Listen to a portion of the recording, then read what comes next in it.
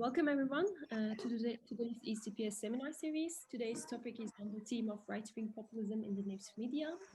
And more specifically, we're going to be looking at it from a cross-cultural perspective to understand journalist practices and news discourse across France, Greece, and Sweden. So this is actually part of an international research project conducted by Professor Mats Ekström, Professor Marianna Patrona, and Professor Joanna Thornborrow.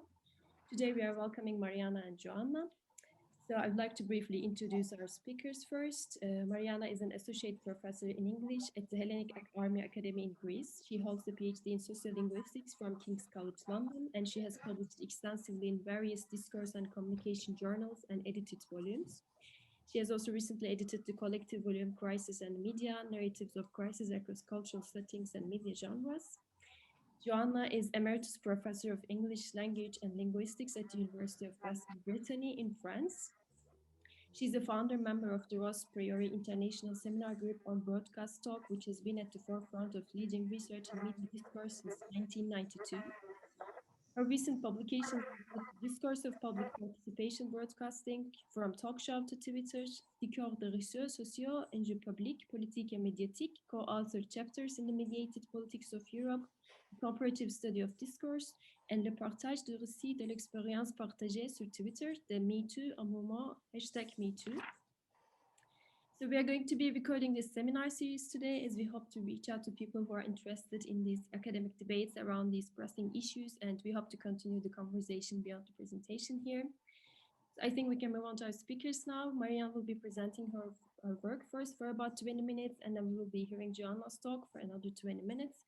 Then I hope there will be enough time for the audience to ask their questions and share their reflections. So feel free to use the chat function as we go along, or after the presentation, you might use raise the hand function and we will come to you. So Marianne, do you want to start? Marianne, you're muted now. Yeah. Yes, I'm muted now. Thank you. So thank you, Zehra, for the invitation this evening from Athens. On behalf of my colleagues, Mats Ekström and Joanna Thornborrow, with whom I'm going to be presenting today, of our talk is reporting the unsayable, mediated scandalous talk of right-wing populism or journalism. And I'm going to be sharing my screen with you now.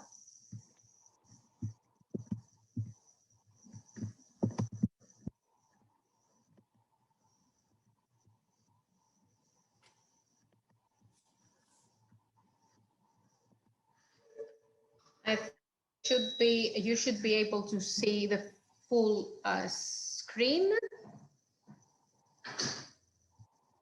Right. So today we're going to be talking about the mediation of scandalous talk by right-wing populism and how this creates a challenge that journalism needs to address. We start from the assumption that how right-wing populist talk is framed by the news media plays a critical role in either marginalizing it as deviant, namely beyond what is publicly and politically sayable, or conversely normalizing it, that is, bringing it within the mainstream of legitimate political discourse. And for this, we draw upon Daniel Hallen's typology of three spheres in the way in which the media position political actors and events. As you may know, these are the sphere of consensus, the sphere of legitimate controversy, and the sphere of deviance, where fringe political actors, discourses, and events are positioned. So our aims are to examine the potential of routine discourse mechanisms and news practices for shifting the boundaries of what is perceived as moral deviance, legitimate political controversy, and socio-culturally acceptable norms of political discourse, and therefore leading to the normalization of right-wing populist discourses and views. So we ask, what is the challenge for present-day journalism in mediating scandalous talk by the populist right. And of course, the question that logically follows is how can journalism begin to address that challenge? So our data is based on a corpus of European news discourse collected between 2014 and 2018. This corpus contains examples from ethically problematic speech performances by right-wing populists from France, Greece, Sweden, and the UK, and their representations in print, online, and broadcast news media. As Zehra mentioned before, we will be presenting data and findings from the international research project entitled Right-wing Populism in the News Media, a cross-cultural study of journalist practices and news discourse, which is funded by the Swedish Research Council. So Kasmude labels populism as a thin ideology, a thin-centered ideology, but we also approach populism as styles and the styling of public performances. So populist political styles involve constructing anti-establishment identities, claiming closeness to the people against the privileged, distant, or corrupt elite, performing crisis, violating propriety, and using unpolished and incorrect language, and also claiming sincerity and authenticity, as well as the moral high ground. So in the last decade, we have witnessed the mainstreaming of the populist radical right in Europe. And as a result, media practitioners are increasingly required to report on the rising tide of radical populism in Europe and beyond, and also on undemocratic, racist, homophobic, and otherwise scandalous talk by right-wing populist politicians. This creates an enormous potential for the normalization of right-wing populist discourses that were previously treated as radical and extreme. So we have used discourse analysis and conversation analysis of key aspects of the discursive framing of right-wing populist scandalous talk in the news media by looking at the attribution of blame for the scandalous talk, either to the individual political actor or to the party as a whole, the type of reporting language used to represent the original statement and its aftermath, the discursive and non-discursive reactions that it triggered. And we ask, how is an evaluative journalistic stance constructed in headline titles, the main body of articles and reportage, in interviews, and in the use of politicians' quotes? Is evaluation explicitly signaled, or is it more subtle and indirect? Is it entirely absent? And finally, we look at aspects of foregrounding and backgrounding, such as emphasizing conflict between different political actors or parties, while downplaying the content and the moral aspects of the contentious utterance. Before we go on, I'd like to tell you that this presentation was, the content of our talk today was recently published in a research paper. It's published online already in a research paper with the same title in the periodical Journalism. So I will start by presenting you the Swedish case that we have labeled the Canonical talk scandal. This is a statement by Martin Strid, a local politician of the Sweden Democrats, about Muslims in a public speech at the party's annual conference in 2017. So this utterance became breaking news in all major news media, and it developed into what Ekström and Johansson call a talk scandal. So Martin Strid said, one can say that there is a scale from 0 to 100, At one end of the scale, you find 100% fully human beings and everything that we put into that concept. At the other end, you're 100% Mohammedan, and all Muslims are somewhere on that scale. So let's see how the media in Sweden dealt with this very racist statement. So we're going to look at the news package in Aktuellt, which is public service television in Sweden.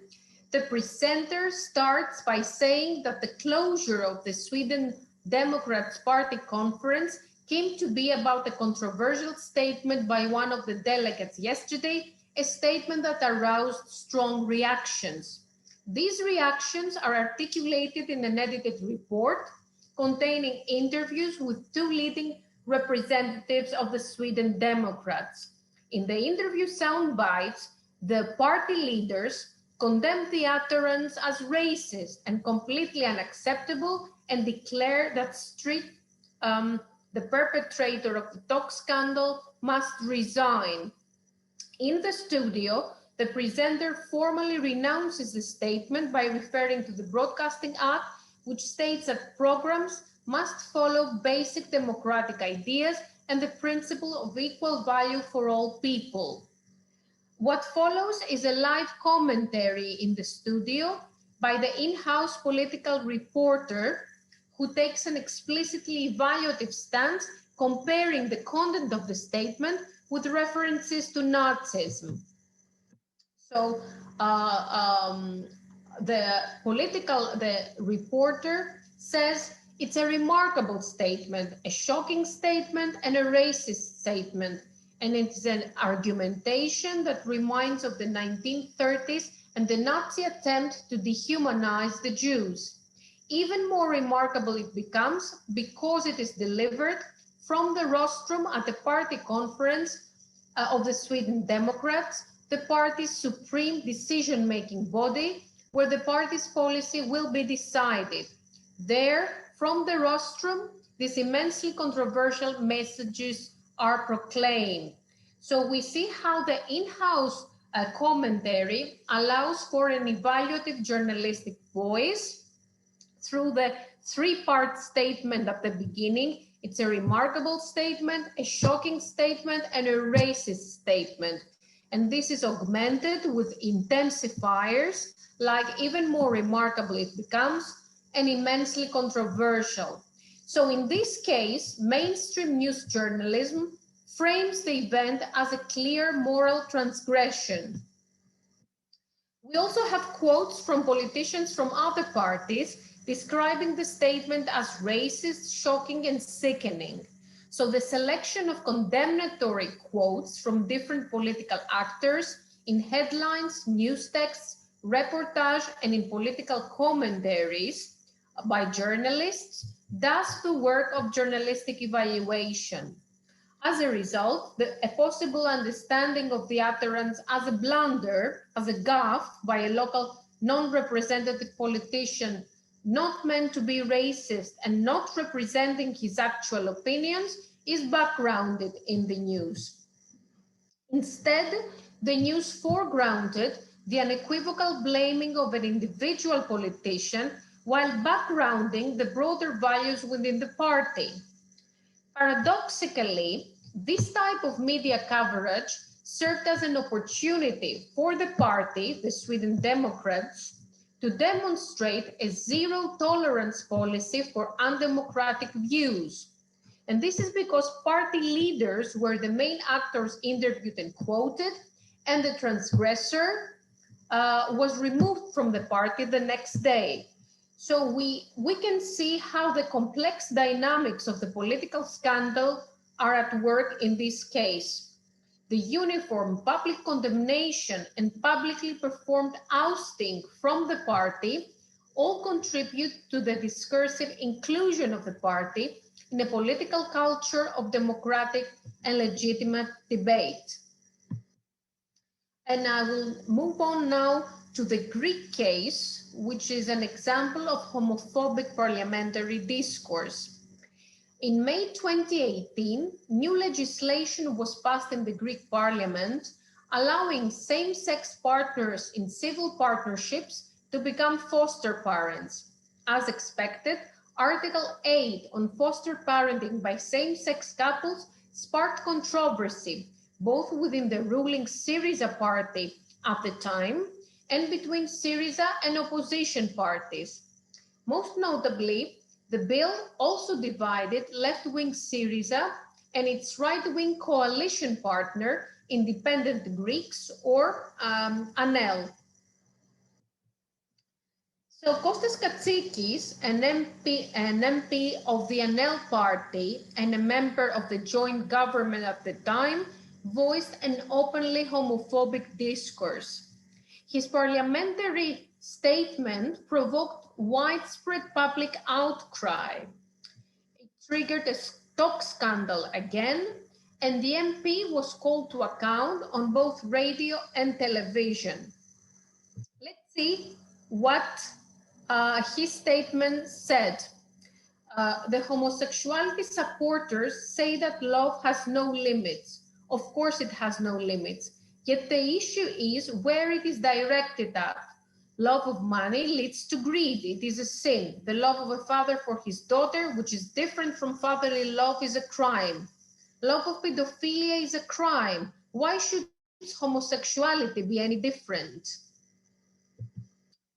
So I'm going to show you how the statement was framed in an accountability interview on the Good Morning Greece show in the commercial antenna channel, where the politician, the MP, was called to explain himself and account for his statement. So this is the beginning of an interview where the host starts by saying, we have many phone calls that agree and many phone calls that disagree. So here, right from the beginning, the MP's contentious statement is cast as a legitimate controversy. And the host goes on, many phone calls that disagree with what the MP of Independent Greeks, Mr. Katsikis, said yesterday in Parliament. Let's hear a short extract. The taped extract from the politician's parliamentary statement is played, and then the host continues, with us, the MP of Independent Greeks, Kostas Katsikis. You started fires again. And we see how the conflict frame is foregrounded. So instead of focusing on the ethical content or the propositional content of the politician's statement, here the focus is on the confrontation triggered on this by the statement. You started fires again. And then this is repeated. You started fires again, Mr. Katsikis. Let me pose the question directly. Everyone can have their viewpoint. You are a spokesperson for the Greek parliament. Were by any chance your views much too harsh? Because the issue of homosexuality, we will neither discuss it in this program, nor it is an issue that, if you like, can create a taboo in the Greek society, it's implied. It's a reality. So it's very interesting how the host phrases his first challenging question toward the politician. Were by any chance your views much too harsh? So the statement is not labeled homophobic or racist. Instead, the question is phrased in markedly cautious and polite terms. Were by any chance your views much too harsh? And here, the politician starts his answer by an invasion, right? He's evading the answer. Can I start on line 26? Can I start with a complaint, Mr. Papadakis? Do you allow me? Please. You have been tried for many years, distinguished and loved journalist and dear to all of us. You should not have only focused on this extract, but should have watched with attention the whole of my speech, which had a time duration of 9 minutes. So after after an elaborate preface through which the politician praises the host for being distinguished and loved, he indirectly criticizes the host for taking supposedly this extract out of context and for not having watched the rest of his talk. And then further on, you know what they said? That identified homosexuality with pedophilia. Mercy, Mr. Papadakis. So he appears to be exasperated and indignant for how about how his statement was perceived in the media. That was it. The host responds, that was the title in most sites. In most sites, mercy. And I seize this opportunity through your hospitable program to discredit them, to tell them that they distorted the truth and mistreated reality. Because I didn't make any such identification. I wondered in the end, after I said, if fatherly love isn't fatherly love, then isn't this love a sin? And the pedophiles could claim that they have the same love. That's exactly what I said. And in any case, this means a monstrous sin, and it's also prosecuted by criminal law. So we see that essentially the politician here is allowed to reiterate the original statement through different words, through different phrasing. And further on, the politician continues, but distortion and mistreatment I resent, and thank you for giving me the opportunity to explain exactly. Yet, so here the host tries to intervene, he tries to interrupt the politician in order to formulate a challenging question. The connection that you attempted, exactly as you meant it, between homosexuality and pedophilia, no connection. By association leads to the right, or rather gives the viewer the right to make associations that you connect them, misinterpretations and paraphrases.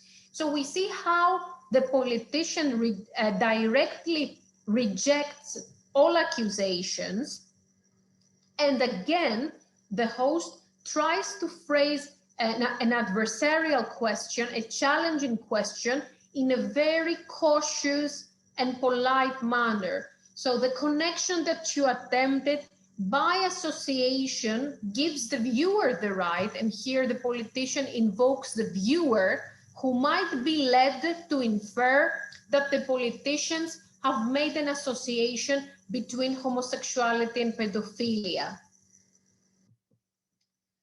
So this interview was reported on and embedded as a click-on video on the Antenna Channel proprietary website. The article title reads, Katsikis on Antenna. I don't equate homosexuality with pedophilia. And the subtitle reads, for one more time, he referred to the misinterpretation of his statement, fired by Syriza MPs. So for one more time, this site in the subtitle is an emotionalized, I would say, framing of the politician's repeated rejection of the criticisms. For one more, my statement was misinterpreted. And again, metaphorically, the politician has come under fire by the ruling party MPs. So again, the conflict frame is foregrounded here.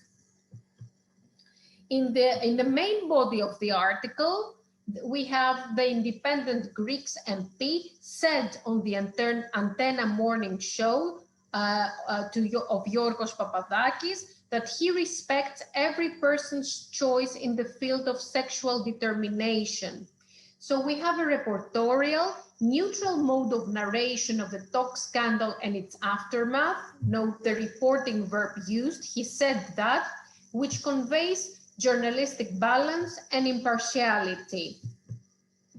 So the interview enacts a subtly achieved interactional synergy between the interviewer and the interviewed politician.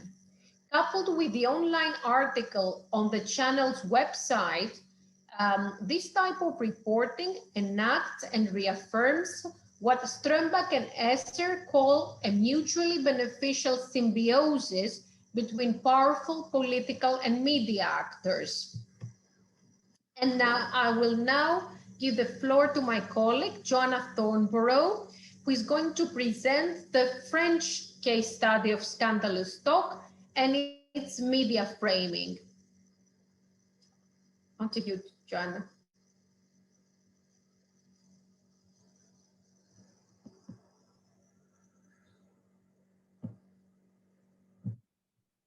You need to be, Okay, yeah.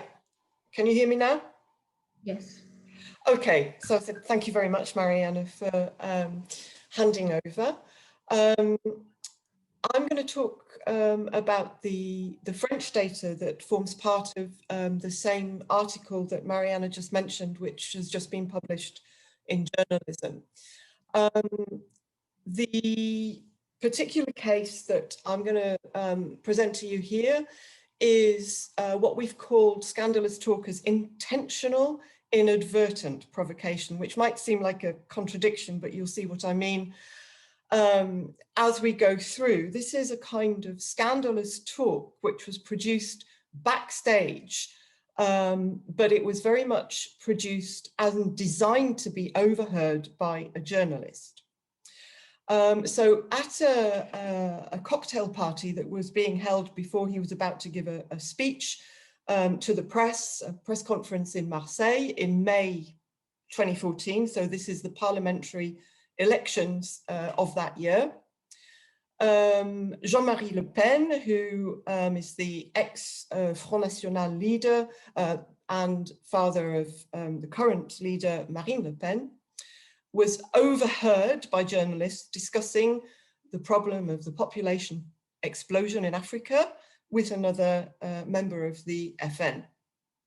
And he said, loudly enough to be clearly overheard by the surrounding journalists, that France was about to be submerged by immigration and that Monseigneur Ebola peut régler ça en 3 mois, which we translated as Monseigneur Ebola can sort that out in 3 months. And you can see here, there we go. So we decided that looking at our analysis of this led us to call this French case a case of neutral framing by the journalists. What happened after this statement will explain why we came to that conclusion. So this was a racist statement. It was designed to be overheard, and of course it was immediately picked up in the hours that followed that speech, minutes probably, by the 2 main national daily titles in France as breaking news. The talk, though, what the statement, which is a clearly undemocratic and racist statement and very shocking in its content, was neutrally framed in most of the reports that followed. And its meaning was contested in subsequent interviews with other members of the party. The talk was also reproduced, this statement was reproduced in direct quotes and in reported speech attributed to the speaker Jean-Marie Le Pen without any kind of journalistic evaluation, which in many ways then treated the racist content as self-evident. Okay, Marianne, thank you. Here are some examples of this kind of neutral reporting language. This is, I should say, all our examples are translated by us. So as you've seen, Marianna's translated Greek examples into English, Matt's translated the Swedish examples into English, and I've translated the French ones. So Le Monde, the next day, says Ebola to sort out problems of immigration. A simple observation, according to Monsieur Le Pen. You can see here the use of these reporting verbs. According to Monsieur Le Pen, during a discussion about the world's demographic explosion, the honorary president of the FN announced that Monseigneur Ebola can sort that out in 3 months. There was no evaluatory commentary by in the report at that time. The Figaro did the same thing. During the press cocktail, he took to the mayor of Cougolin, set out the issues that he was going to discuss in his speech: overpopulation, the risk of France being submerged by immigration. Jean-Marie Le Pen said he was optimistic, never too late, but nevertheless, he said, before Monseigneur Ebola can sort that out in 3 months. So again, we see here that the talk is reported in simple reporting verbs. There is no evaluation of the propositional content of what he said in these initial reports that came out as breaking news pretty much straight after he'd had the conversation with his colleague. Okay, Marianna, thank you. What we find in a little bit later on, the news magazine L'Express, which is kind of center-left publication, frames the talk as potentially sanctionable by the EU Parliament. Their headline is that this is a declaration that could cost him his EU MP immunity if he is re-elected. Again, they don't talk about the content, just the consequences of this particular remark.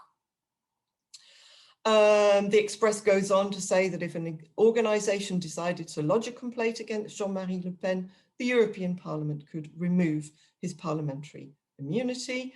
The Guardian in the UK and the Irish Times, where this quote was also reported, they just paraphrase the Speech Act and put it into quotation marks. What we find is that quote marks are used to quote direct speech in translation, but they also function in this case because they've been translated into English for the Guardian and in the Irish Times. They're used as kind of scare quotes, which, as we know, is a distancing mechanism. And in the Irish Times, we get a remark at the very end of the article report that emphasizes the intentionality of what he said in front of journalists, that even though this was a private backstage conversation, it was clearly said to be overheard and to make headline news, which of course it did. Okay. So, none of the press reports directly following this statement by Le Pen engages with the statement as a racist statement. None of them criticize the extreme racist content.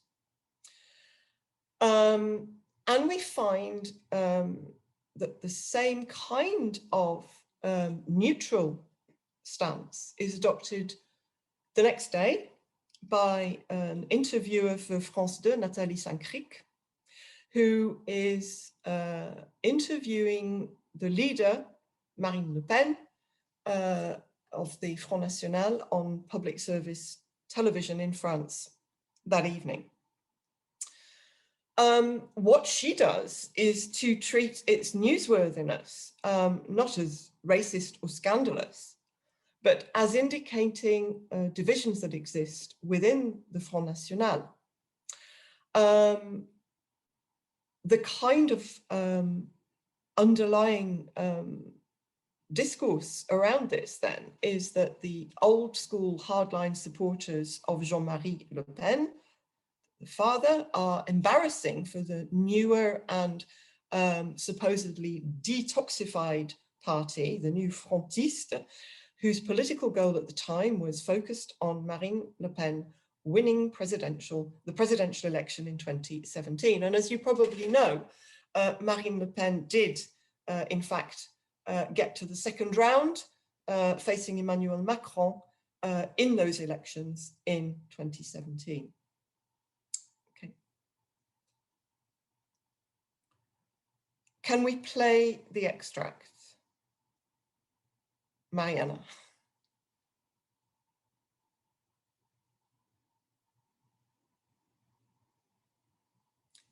I don't know if you can hear that.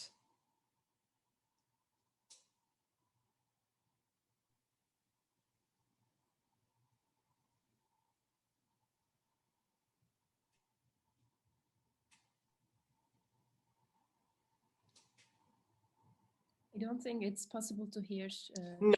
No, I don't think we can hear it. What I'm just going to do is, it's in French anyway. I don't know if everybody speaks French, but we can look at the transcript. Yeah. Okay, so just to give you a bit of context about where this where this interview took place, it was during the run-up to the parliamentary elections for the European Parliament, and it took place in a French France 2 talk show called Des Paroles et des Actes, and it's where each candidate was given time to present their campaign issues for the election, the parliamentary election at the time. And this was Marine Le Pen's during her interview with Nathalie Saint-Cricq. So again, you can see the translation in the transcript there. Saint-Cricq says, well, okay, let's look at this sentence. And Marine Le Pen immediately comes in and says, no, and let's not look at it. But Nathalie Saint-Cricq, as the interviewer, insists, but she does not actually comment at all on the content of it. What she does is to give other people's reactions to it as the kind of talk that is going to be embarrassing for Marine Le Pen in her current campaign. So she says, Geert Wilders, who's the Dutch populist candidate, said it's a good job that it's no longer her father who's at the head of the Front National, I think. So he himself, who is now one of your allies, saw a slight problem. Now, Marine Le Pen picks up on not that comment, but she says, in a similar way to the data that Marianna presented earlier, that it is the French press who have distorted what her father said and taken his words out of context. So Saint-Cricq says, oh, so Geert Wilders has also been misinformed then. And Le Pen says, yeah, that's something that happens a lot in France, you know, very frequently too. So what Marine does here is she manages to turn around the problem, which is, and not address the racist content of her father's talk, but to actually turn it around as to an attack by the French media on the National Front. And they are often, she says, misrepresented. Okay. All right. So what can we say about these examples that we've had a look at from the French media? We know that this specific extract from the interview, the clip that sadly you couldn't hear, but that you saw the transcript of, this extract was widely circulated on social media. It was on YouTube, and it was also in news websites. It figured, for example, on the Figaro online website, Figaro Live. From the analytic position that we adopt, it looks here as if that reporting this toxic comment by adopting a neutral position reminds the voters that Jean-Marie Le Pen is still able to publicly reveal the unacceptable face of the Front National at a time when its leader, Marine Le Pen, was trying hard to clean it up, and so contributes to marginalizing the Front National. On the other hand, it also provides a platform for Marine Le Pen to blame the mainstream elite media, which, as we know, is a populist position and is something that Le Pen does very frequently, for being biased against the party and by extension, as she often claims, being against the French people. So the circulation of the exchange on social media also recontextualizes the original remark and may well be telling French voters that is what they want to hear in the run-up to the parliamentary elections. Okay. So in this particular case, we get a form of media synergy with populist political logic. Nicolas Lebourg comments in the Slate that the Le Pens do best when they attack migrants or French citizens of Arab Muslim origin, which is exactly the kind of thing that Jean-Marie Le Pen's statement was designed to do. And it was designed to be picked up. You can see how the populist political logic works here in synergy with the media is that this statement was deliberately delivered. This remark, this off-record provocative remark, was designed to get media attention, and it worked. And just as a postscript to this, Jean-Marie Le Pen, father of Marine Le Pen, did get re-elected to the European Parliament in 2014, and there were no sanctions against him. Okay, so to sum up, what have we been trying to say here? Basically, that the way that racist propositions, that scandalous talk is framed, doesn't always lead to a talk scandal. In the first case that we looked at, in the talk of the member of the Sweden Democrats, who was dismissed from the party. But what we hope to have shown here is that discourse, using this discourse analytic approach, we can show in really quite some considerable detail how framing will contribute to a process of normalizing radical right-wing populist discourses and agendas across a range of European media in different ways. So we can have, on the one hand, the publicly performed removal of the transgressor from the Sweden Democrats and a symbolic inclusion of the party in a democratic political culture through their detoxifying move, as we saw in the Martin Strid case, where the party leader aligned in a more centrist position against the highly racist statement of this particular party member. What we find in the French case is a lack of sanctions for the perpetrator and a fair amount of publicity across all media platforms, which was generated by this deliberate provocation. And we can also see, as Marianna showed you in the Greek data, the kind of subtle negotiation and redefinition of these moral boundaries, these political moral boundaries, within particular journalistic practices for reporting and interviewing, as in Katsiki's case. So what we're trying to show here is that each type of framing has its own distinctive normalizing potential for the populist discourses and the party agendas that are being reported on. Okay, so we have identified three main practices of the process of normalization. It can be done via neutral and non-evaluative reporting, which is based on the juxtaposition of quotes, and these can be direct or indirect, of the adversarial parties in a political dispute, without any evaluation on the part of the reporting journalists. We can also see this in the media's propensity for talk as conflict narratives. The media tend to be very interested in anything that can be framed as a fight, as a conflict between these different constituencies within the political landscape.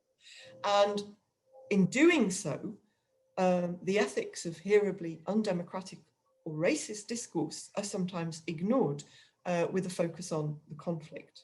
And finally, the framing of scandalous talk as in some ways expectedly provocative publicity as a strategy that is adopted by right-wing populists who are, through these scandalous remarks, addressing their grassroots supporters and sometimes broader conservative constituents in the audience. So I think what we can see is that this framing of journalist talk is against, does not address the propositional content of that talk in every case. So to sum up, the case studies that we've presented here can show how political actors strategically manipulate this interplay between populism's straight talking agenda, telling it, as we saw at the beginning with Nigel Farage, who is heard talking to people who say to him, yeah, you say what's really happening. You're not afraid of telling the truth about what's going on. And the media logic, which uses this straight talking precisely because of its scandalous content about Romanians, about Muslims, about people who are marginalized from the mainstream and who are the subject of racist talk very often, is providing a constant feed of headline news to the media. And I'm not sure that you'll be able to hear this very short extract from Kaz Mudd, who basically says, what sells is scandal and conflict, and that is what populists provide. So we'll finish there. Thank you very much. Sorry, we haven't finished. We come back to the second question of this, the way these are treated as the challenge for journalism. So what can be done? What is this challenge that's facing contemporary journalism in remediating scandalous talk by the populist right? The first thing that I think is important to note is that somewhere along the line, they have to weigh up the journalistic mission of bringing moral transgression that we've seen illustrated in the kind of talk we've looked at today, and its perpetrators to public scrutiny against the risk of operating as an echo chamber for right-wing populist discourses and agendas, and ultimately compromising liberal voices and equal rights movements. And balancing journalistic norms of impartiality and critical inquiry, which are based on the principles of neutralism, i.e. giving everybody a fair hearing, and adversarialism, which you can read about in Claimant and Heritage 2002 in Political Interviewing, in which journalists systematically deconstruct the positions of the people that they are interviewing, whether they're politicians, experts, or whoever, in the interests of trying to put across an opposing point of view to everybody. So cultivating a critical media education, can that be done that promotes responsible practices of reporting and evaluating, given these circumstances, these practices of neutralism and adversarialism that are currently in play in many, many interview contexts across the European media? Can that be done? And what happens to the contentious content that is perhaps highlighted on through traditional press and television media, but is then recirculated across social media sites, which does not necessarily align with the democratic ideals of citizenry that journalism is supposed to promote and nurture. So there is a bit of a clash here between, on the one hand, the moral, ethical work of journalism and the fact that bringing this talk to the attention of publics makes it available, as we say, a kind of echo chamber for racist discourse and populist agendas.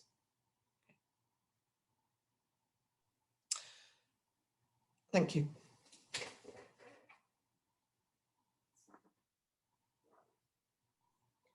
Thank you so much, Marianna and Joanna, for this very interesting talk. It's very interesting to see these different journalistic practices and mixed discourses and the similar patterns across different contexts. So we can start the Q&A session. If anyone wants to raise a question, please use either the chat function or raise the hand function, and we'll come to you. Is it possible to see the participants now? I think we can move to the gallery view, right? Yeah. Dylan, can we move to gallery view, please? And you can also stop sharing your screen if you want. Yeah, that's Marianna. Okay, great. Yes. Okay.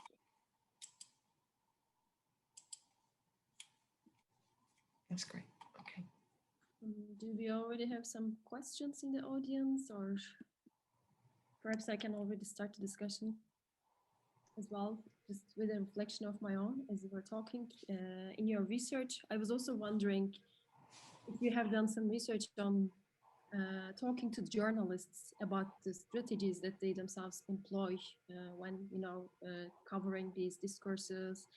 How do they explain their own position and their own responsibility in sort of supporting these journalistic values? Do you have some data on this? Okay. We're in one sense, a fortunate position in that we have Mats Ekström, who works in the School of Journalism and Media Communication. How far academic work filters through to journalists is a moot point. I think that we have colleagues who've been trying to do some interface work with journalists about their practices, but the way that this particular research is trying to engage with practicing journalists is through publications in journals that are not discourse-based, but journalism-based. And I think we're hoping that this particular paper, I believe, is going to be published in one of those in journalism, or is currently out, I believe.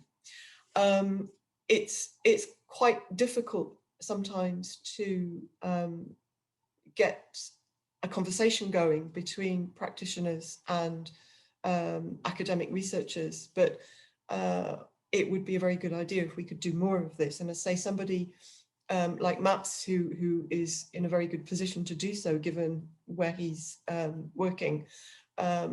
We had an online conference not very long ago, at the beginning of February, in which we presented quite a lot of this work, and with other colleagues from around Europe, in fact, around the world. And I think there were journalists in the audience for that particular conference. Marianna can maybe confirm that.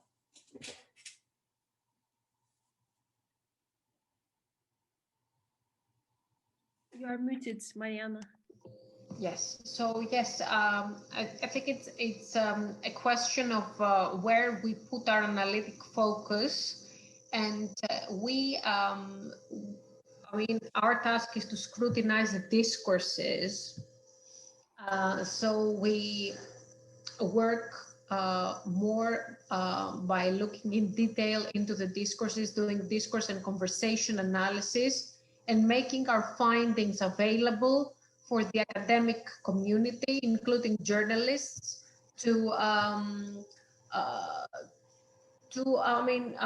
our findings can serve as a starting point for adopting a more critical stance. All right, thank you very much for this answer. We have a question from Dylan. This other gentleman got there before me, so go to him first. Okay. You can go on. You can go on. I can wait. Okay. Well, thank you so much for your talk, and it was really wonderful to hear, and I think you're doing some really valuable work here. My question, I suppose, is a matter of scale, because in some ways this is clearly a problem with the journalistic profession specifically, and they can do more to challenge some of these views. But I wonder whether it's also, in part, evidence of a kind of tension at the heart of liberal democracy more broadly, namely that to a certain extent, it has to make space for views that seek to undermine it in some way.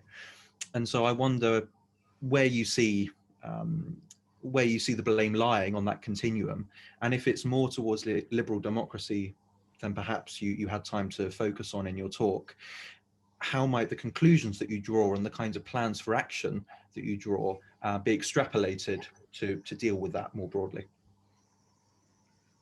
Right.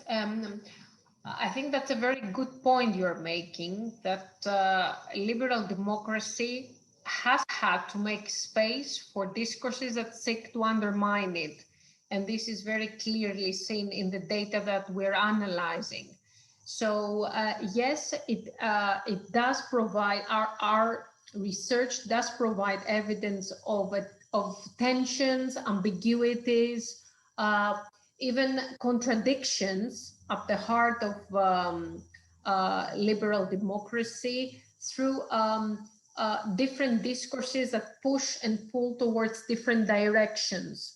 So this is evidence of tensions at work, ambiguities, contradictions, and I think we consider our methodological approach valuable because these tensions are very, very subtle sometimes, and they do not surface in quantitative analysis, in content analysis, for instance, of print or online or broadcast data. So through close attention to the discourses produced and the subtleties and ambiguities of these discourses, I think we can signal these tensions quite clearly to our audience, to the academic community. Can I also perhaps comment that one of the contingencies now of liberal democracy, and particularly of the very, I suppose, the 21st century developments in media technology and cross-platform sharing of news, journalism is now having to deal with functioning on many different levels and many different platforms. And there is, as we saw in the case of the French data, no sooner were those words out of Le Pen's mouth than they were circulating all around France. I mean, there is also this idea that of immediacy and news values which are based around conflict rather than actually digging deeper into the issues that are underlying those things. And I suspect that this is going to be a long-term battle, because the platforms, the social media platforms, are just as likely to pick up and circulate the kind of right-wing populist discourses that are so quickly picked up by mainstream media and appropriated by other sites for various means that the mainstream media, as in press and television, have no control over. And it was extraordinary to see just how fast those words spread around, not just France, but also all around Europe, and in various forms. So I think the contention is, the problem is not just how journalists deal with those kinds of statements, but also in the media that we are now working with and living in, as the technology is also part of the problem.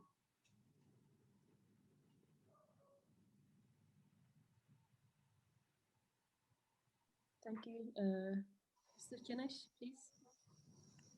Thank you very much for this highly interesting presentation.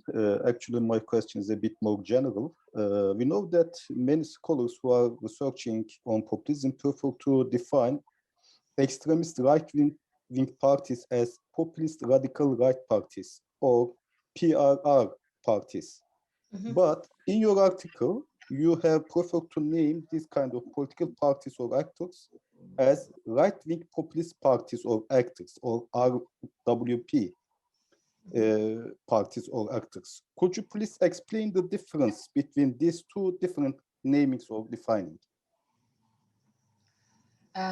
Right. We are focusing on radical right parties and actors, basically. But during the data analysis, we realized that there is a continuum of discourses, and that, you know, radical right populist discourses are sometimes, as you know, appropriated and circulated by mainstream political actors and parties, because political configurations change, party constituencies change, so there is a flux of discourses and of political configurations in the political landscape nowadays. For example, in the example I presented of the homophobic discourse by a mainstream political actor, he was representing the government at the time, and that was a coalition government, and a very unlikely coalition between, in theory at least, a theoretically far left party, Syriza in Greek. I mean, you must have seen how in the literature Syriza is often classified as a left-wing populist party, and they created a very unlikely coalition with a nationalistic right-wing party, the Independent Greeks. So the politician examined in the case study was a member of the Independent Greeks, the right-wing nationalistic branch of the coalition government at the time. So, I mean, we set out to explore radical right discourses and actors, and how they their discourses are remediated across different media. But we found, you know, this continuum, this flux of discoursing across more mainstream parties as well. Could I maybe just add to that? I'm thinking about the talk that was given by Aurélien and Katie a week ago. I don't know if you were present at that as well. And one of the things that they were saying is that we now have different labels, whether it's alt-right or right-wing populist, which is the term that we've adopted in our work, or the radical right. But there are various ways of referring to these groups, and populists tends to sort of cover all of them. But if I understood them rightly, I think what Aurélien and Katie were saying is that we should be more explicit, not just to label these as populists, because populism covers a multitude of sins, but that journalists could be much more explicit in how they are talking about different political constituencies on the far right, as in many cases nativist, racist, homophobic, depending on which country that they're in, but that seems to cover most of them.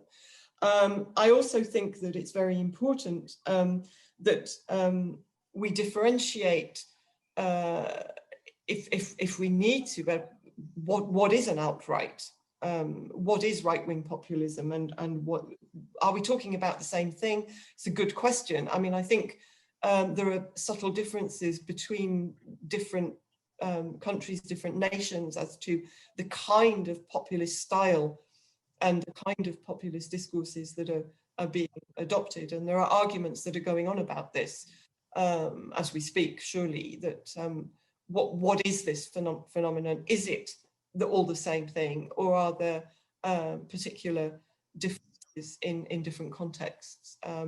But for us, we decided to use the word right-wing populism and sometimes the radical right to talk about the range of parties on the right who are beginning to emerge, or move towards the center and be normalized, which is again a term that was used in Aurélien and Katie's talk as well. The normalization of these right-wing populists is very central to what we're trying to do. And we should also say that that talk that Joanna mentions is available on the ECPS YouTube page if you'd like to look at it. So you can have a look if you weren't able to catch it at the time. Thank you. I think we have a question from Erdem. Yeah, thanks a lot for this informative presentation. My first question is on the use of the term neutrality. That neutral, whether this, I mean, this usage, I mean, you mean, I understand that you mean that non-evaluative reporting, right? Once the reporter doesn't make any evaluation, doesn't make any critical analysis, then you name it neutral. Do you think there is a need for redefining this term of neutrality in the face of this challenge of covering these racist statements, scandalous talks, and right-wing populist discourses? This is the first question. I mean, I feel maybe neutrality may not be the right word in this question. Maybe it's objectivity or impartiality. When it comes to issues like homophobia, for example, I think, well, I feel that we need to redefine what objectivity is in terms of the news content, news reporting. And my second question, which is connected to the first one, is that to what extent you think this neutral news reporting, and the normalizing impact that it creates is unintentional or inadvertent, or does it reflect the subtle racism in media, in the news media in general, you think? Can I start? If I can start addressing these questions, these are very critical issues that you raise. First of all, I do think that we need to revisit the question of neutrality or neutralism, as it is called within discourse analysis and within studies of professional media interviews. In the United States, I'm aware that this is a debate already. I mean, the principle that both views in a debate have equal value or an equal weight, and that they should be presented in a balanced and neutral mode is being questioned already, and in the aftermath of the Trump presidency. So the role of the media during the Trump presidency and how the media discourses shifted through the Trump presidency is an example of the ambivalence of journalism towards this kind of very racist, if you want, political discourses that moved overnight into the mainstream. So there was a kind of ambivalence. How do we deal with that? Do we maintain our neutralism? Do we place equal weight on both sides of an argument? I mean, the issue of morality is critical here, because you cannot, in my opinion at least, it's hard to maintain that an unethical point of view, a racist or homophobic or nativist point of view should be given equal weight to humanitarian, liberal, inclusive point of view. So that is an issue indeed. And in relation to your second question, I mean, can you repeat what that was? Yes, my question was that do you think to what extent this news reporting and the normalizing effect that it creates is unintentional and inadvertent, right, on the part of the media? I would say that it is part of standard and standardized journalistic practices for creating news content. We all know that news journalism is under enormous organizational pressures to create content, right?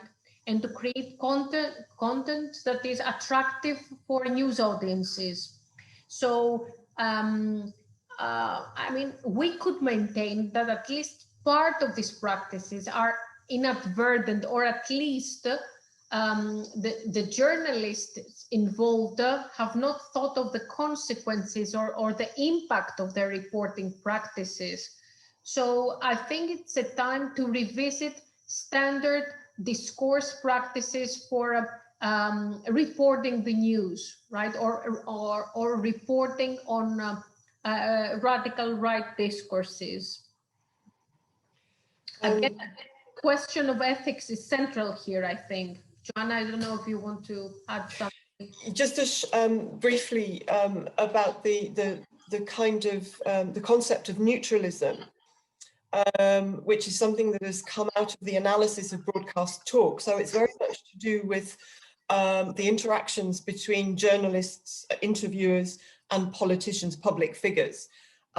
And neutralism as a concept is very much about both parties to the talk not treating the questioning as being if the interviewer's point of view, so that neither the interviewer nor the interviewee will sort of, if to use a term from Irving Goffman, will sort of claim principle, particularly the interviewee, of what they're trying to say. So this is taken as a neutral terrain for questioning.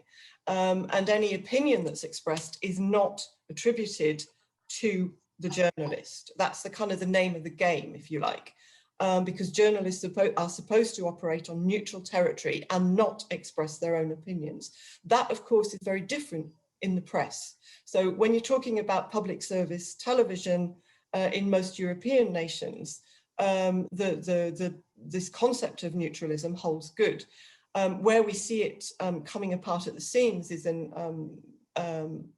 private television, like the Fox News, which is, I believe, owned by Rupert Murdoch, and private channels where the ethics of neutralism are not upheld.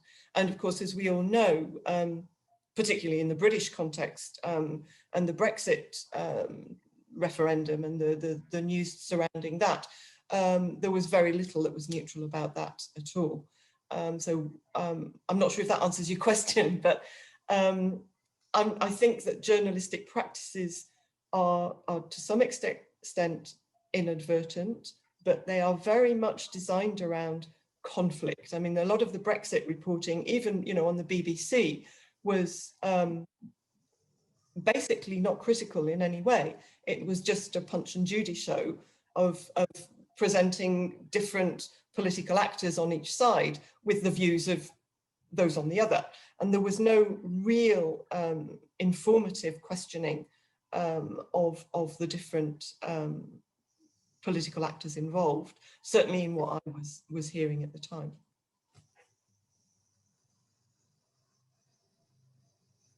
We have a question from Alparslan.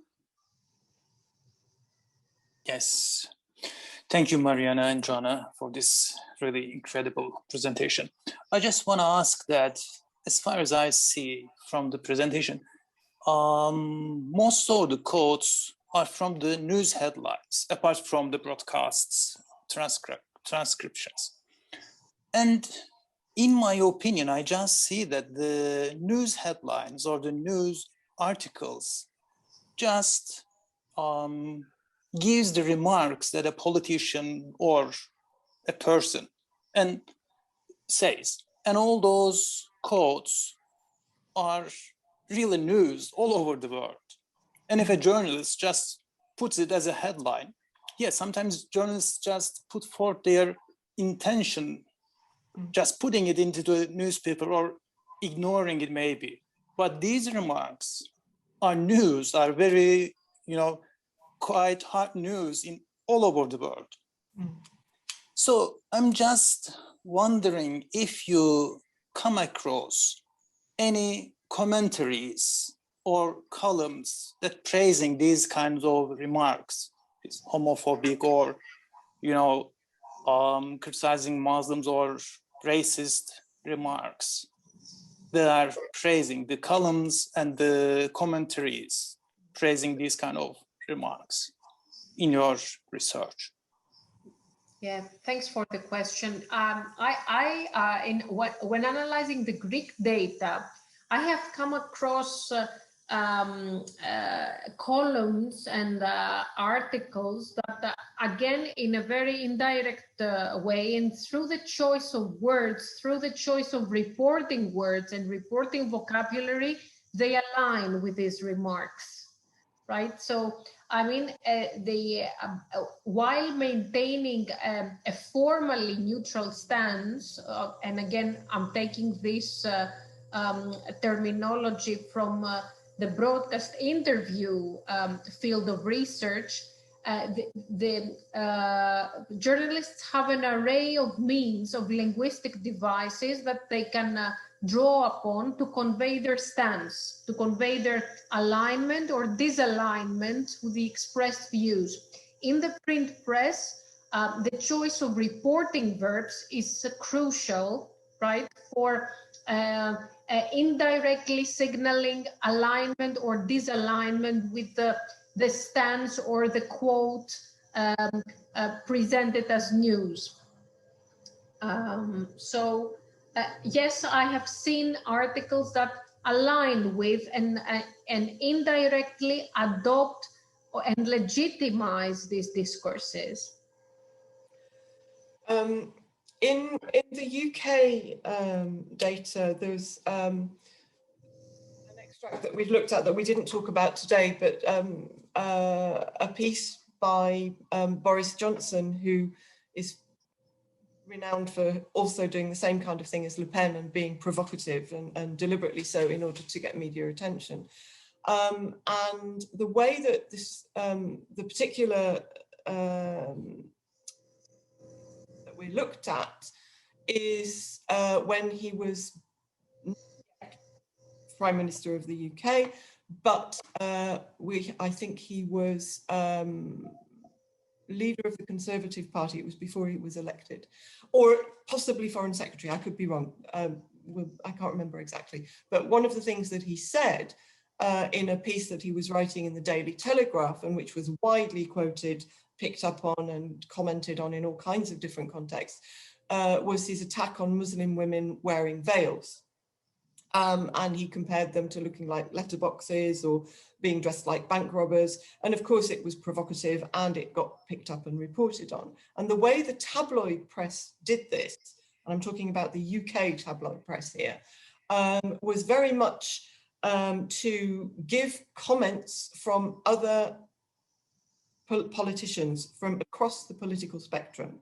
So the words were condemned by a whole array of people who said that this was outrageous and terrible, and that was the way that they kind of disaligned with it. However, many of the right-wing tabloids, of which there are several, as we know, in the UK, ended up the article by saying, but yes, there is a problem.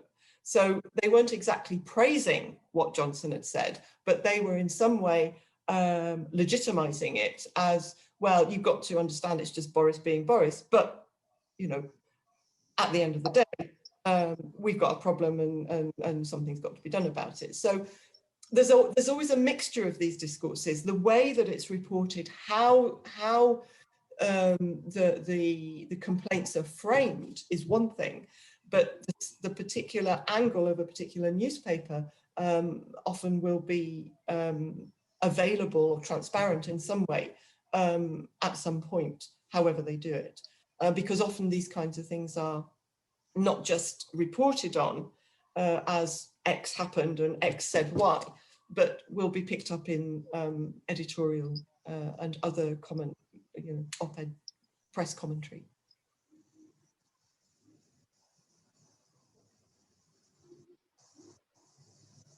Joanna and Marianna. I think we don't have any more questions, if I'm saying it right. And we have had, I think, quite an interesting discussion. Thank you very much for accepting our invitation and for coming here, sharing your work with us. Thank you for your invitation and for the very nice discussion that followed our presentation. Yeah, thank you very much for some very interesting questions and all issues that need a lot of thought. I think we're just at the beginning of this, really, but time will tell. Okay. Thank you. Thank you. Thank you, Joanna. Thank you, Marianna. And Thank you both. Yeah. I would like to just say that we are going to have our next seminar on 6th April with Dr. Evaluative, who will be talking about the local and global dynamics of far right in India. So I think it will be interesting to explore what's happening beyond the West. So I also would like to thank Dylan Price for supporting and for organizing this seminar today. Thank you very much. Thank you very much indeed. Have a nice evening. Thank you. Thank you. Yeah. Goodbye. Thanks. Bye.